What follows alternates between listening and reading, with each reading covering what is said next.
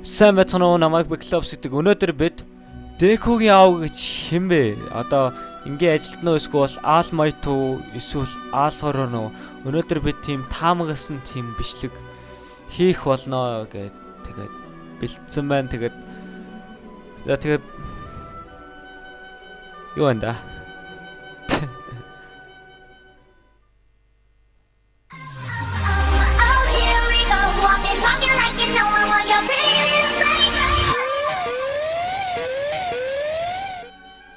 Тэгээ бичлэг эхлэхээс өмнө subscribe дараарай. Subscribe дарах юм бол маш баярлалаа шүү хонгороо. За тэгээд Декогийн аав хэм бэ гэхээр одоо манга дээр аним дээр гарахтаа тэр одоо хүч чадна болохоор амнаасаа гал гарах чадaltaй гэж Декогийн ээж нь хэлдэг. Тэгээд Декогийн ээж нь хэлэхдээ тэр аав нь одоо гадаад ажилдаг гэж хэлдэг. Тэгээд боломжит хувилбарууд болохоор одоо аавд тэр гадаад ажилдаг гэж хэлээд хуураад Alpha руу болж магадгүй. Харин энэ одоо таамаглалыг дэмжиж байгаа нэг таамаглал нь болохоор штэ. Одоо тэр хамгийн ихний анги дээр ч илүү Деког ээж нь хүч чадалтай нөгөөд одоо эмнэлэгт үзүүлэхэд тэр эмч нь штэ. Яг нөгөө Alpha руу зүтгэдэг эмчтэй яг адилхан харагдчихсан. Тэгэхээр Alpha One Декогийн хүчийг авсан байж магадгүй гэсэн таамаглал бас байдаг. Тэгээд та нар бодож магадгүй яагаад Alpha One Декогийн аавнаас үл яагаад Алмайт хүүгийнхаа тийм хүч чадлыг авсан бэ гэж бодож байж магадгүй. Одоо анхнаас Alpha One чим хорон санаат штэ. Тэгэхээр Alpha One бусад хүмүүсээс тийм хүч булаах замаар тийм өөрийгөө илүү хүчтэй болохын тулд хүүхдүүдийн хүчийг булаадаг байсан байж магадгүй. Жишээ нь одоо Endeavor буюу зүтгэл хүүгээ гарын номер 1 баатар болохын тулд илүү өөр хүчтэй хүнтэй хамт сууж хүүхдийгээ генетикээрээ тийм хүчтэй болохыг ирмэлцдэг гэж хэлж болно. Тэгэхээр саяны одоо таамаглалыг дахиад нэг юм дэмжиж байгаа зүйл бол одоо нисдэг ном уу гэд одоо ном байгаа штеп. Энэ нисдэг ном нь болохоор одоо тэр Бакуго Мидори Изуко хоёрын бага насных нь найз нь юм байна л да. Одоо дурсамжийн сануул нэг далавчтай хүүхэд байдэн штеп. Тэр нь одоо бас яг Декогийн хүчийг хулгайсан замаар тэгээ тэр хүүхдийг барьцаалж аваад номоо олгосон байх магадлал байдаг. Магадлал шээ. Яг тэгээд барьцаалж авсан гэж одоо Horikoshi буюу My Hero Academia-гийн зохиолч нь тэгэж өөрөө мэдэгддэг. Энэ бүгдийг одоо дахиад дэмжиж байгаа таамаглал нь болохоор таамаглал ш энэ бол fact заяа. Horikoshi буюу My Hero Academia-ийн зохиолч нь Star Wars-ийн үнэнч тийм том фэн юм байна л да.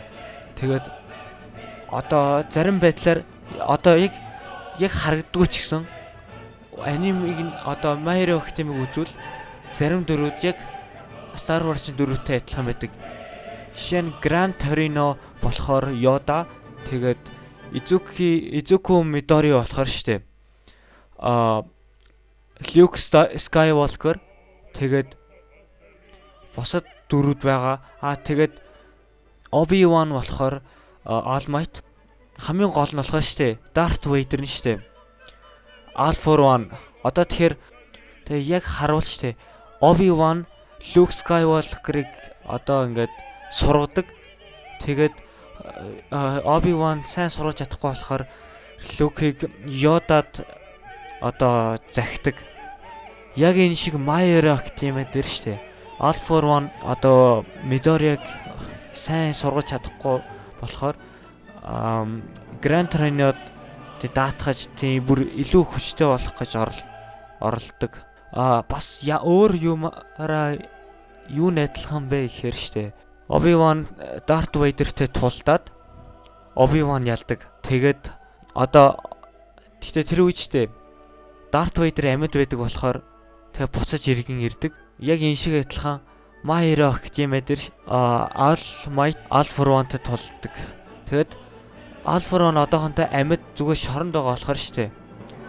Одоо үгүй хорон санаатнуудын лиг одоо All for One-ыг аврах гэж орлоод тийм бүтлгүүтэхгүй All for One-ыг чөлөөлөх бах гэж төсөөлж байна. Тэгээд дараад нь All for One-тай Deku тулдаад яг л Darth Vader Luke-тэй тулдаг шиг адилхан тулдаад тэгээд All for One Midori одоо All for One Midori-яг би чиний аав байна гэж яг Darth Vader Luke-д хэлдэг шиг тэгэх бах. Энэ таамаглал нь маш том таамаглал болохоор баг л ийм зүйл болох нь тодорхой болчиход байгаа.